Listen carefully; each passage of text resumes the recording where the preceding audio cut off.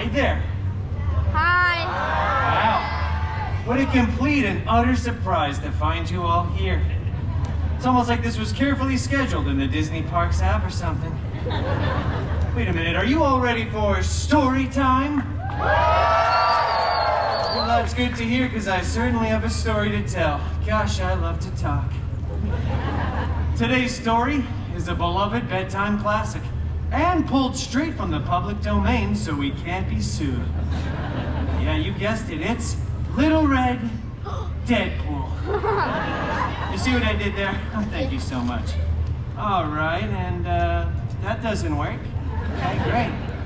All right, let's see if we can find the opening words here. Look at these adorable pictures, by the way, will you?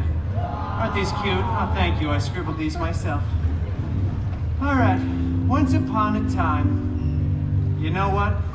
It just feels wrong when I'm doing it with myself. Why don't we all say it together, shall we? 1, 2, 3. Once upon a time. See, wasn't that so much more fun and interactive? Well, upon that time, once, Little Red Deadpool set off to bring her sickly grandmama a delicious basket of churros. I know, right? A crowd favorite. You see, Little Red's grandma lived alone.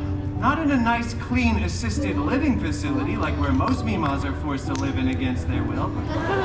No, Little Red's grandma lived alone in a creepy cottage in the middle of an even creepier, desolate forest.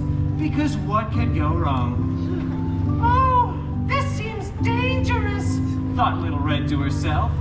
And so naturally she went into the woods anyway, so that children could learn from her mistakes for hundreds of years.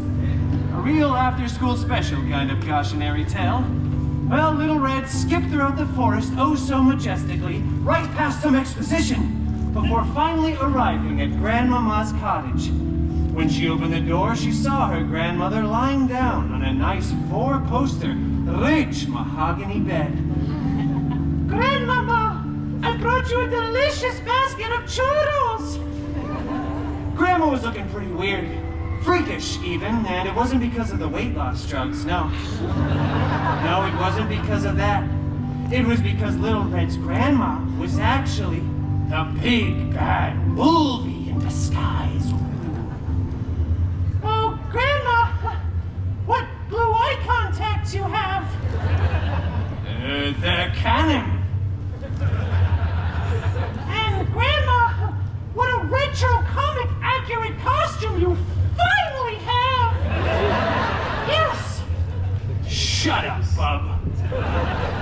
And Grandmama, what big claws you have! Are those vibranium? No, they're unamanium. Shing! Wait a minute, Grandma's not Australian! Little Red broke off a piece of churro, dropped her basket, whipped off her cloak, took a bite of that delicious churro, and then brought down her katanas in an X-shaped formation.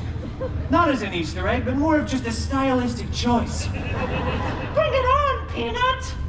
They action leaped at each other. Huge fight. It was awesome. They smashed through that rich mahogany bed, but no one got a splinter. Claws and katanas tore through the mattress, and there was CGI hay everywhere. Which, as you can imagine, is like 300,000 times more expensive than regular hay, but this is Disney. We go all out here. Speaking of going all out, when both fighters were finally fatigued from the fight's mutually incredible climax, they both slumped down to the ground, exhausted. Churro, asked Little Red, now in her regular voice, because falsettos are hard and make me kind of lightheaded. Yeah, sure. And so they split that churro. Oh, they split it Lady and the Tramp style, before gazing around at all the destruction and CGI straw left in their wake. You know, I bet we could fix this place up nice. I think Grammy would be willing to sell. Say, where is Grandmama anyway? She's, on vacation. Huh. That's not ominous or foreboding in any way. In fact, I trust you fully. We should be roommates. Yeah. And so they were roommates. Little Red was the top bunk and Wolvie was obviously the bottom. And they lived happily ever after. Oh, thank you. Oh, stop it. You know, you can keep going if you want. Oh, jeez. Thank you. And the moral of that story, children, is actually pretty obvious. It's spend more time with your grandma. Seriously, I feel like you should really be able to recognize the difference between your own old decrepit grandmother and some huge jacked man. A huge jackman, if you will. Oh, stop. Well, I guess I better be off. I got another show in about 57.5 minutes, and I gotta go check my DMs. That stands for Deadpool Messages, patent pending. Thank you all for coming to another illustrious story time with Deadpool. Woo!